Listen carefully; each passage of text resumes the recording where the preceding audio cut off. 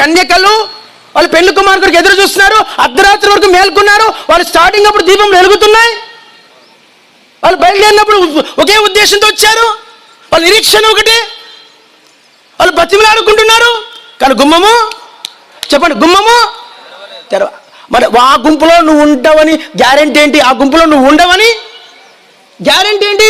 దేవదూతలు మోసపోయారు, ఆదమోలు మోసపోయారు, సొలొమోను మోసపోయాడు, ఆసా మోసపోయాడు, సౌలు మోసపోయాడు, ఇశ్రాయేలీలు మోసపోయారు. నువ్వు మోసపోవని గ్యారెంటీ ఏంటి? నువ్వు మోసపోవని గ్యారెంటీ ఏంటి? నువ్వు 20 లక్షలు కట్నం తీసుకొని పెళ్లి చేసుకున్నావు, నిన్ను పరలోకం చేర్చుకుంటాడు యేసు ప్రభు? ఇంపాసిబుల్. తీసుకునే ప్రసక్తే లేదు. నెవర్. జరగదది. నువ్వు అనుకోవచ్చు పరలోకం పోతానని.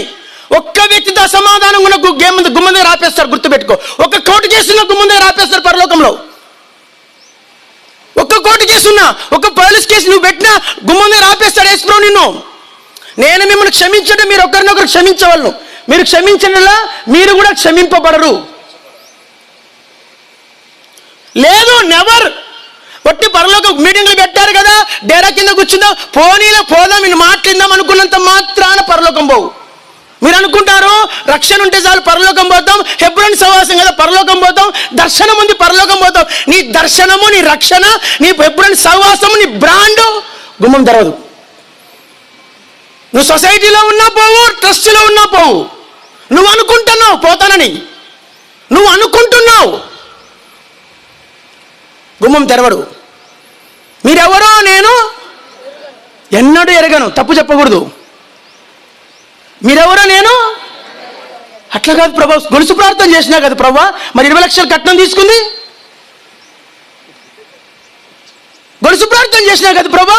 నా కొడుకుని సేవకి ఇచ్చా కదా ప్రభా. కొడుకు సేవకి ఇచ్చి ఆడు కూడా కట్నం తీసుకున్నాను. కొడుకు సేవకుడికి ఇచ్చి కూడా బండి ఇప్పించుకున్నావు, పైసలు ఇప్పించుకున్నావు, పెళ్లి ఖర్చులు అన్నావు. 100 రూపాయలతో పెళ్లి చేసుకోవచ్చు తెలుసా మీకు? రిజిస్ట్రేషన్ ఆఫీసులో. పరలోకం పోవడానికి చాలు. నాకు పరలోకం కావాలి, నాకెందుకండి? ఎవడు పెట్టుకోమన్నాడు అంత ఖర్చు నీ పెళ్లికి? అంత ఖర్చు అన్ని లక్షలు పెట్టి పెళ్లి చేసుకొని ఎవరు చేసుకుని చెప్పారా? పాస్టర్లకే ఉండదు పరలోకం, గుర్తుపెట్టుకోండి. ఇంకా పాస్టర్లు ఎటు ఎగిరిపోతారో తెలీదు. పాస్టర్లు ఎక్కడ ఎగిరిపోతారో అడ్రస్లు కనపడరు. భూలోకానికి నీ భర్త, నువ్వు పాస్టర్మవు. ఇక్కడే చలామణి నువ్వు. ఆ గుమ్మము తెరవబడాలంటే లోకానికి కంప్లీట్ నువ్వు వేరైన వ్యక్తి కావాలి. నేను పరలోకం వెళ్ళాలి. ఎక్కడ పోవాలి? పొరుగువానిది ఏది ఆశించకూడదు.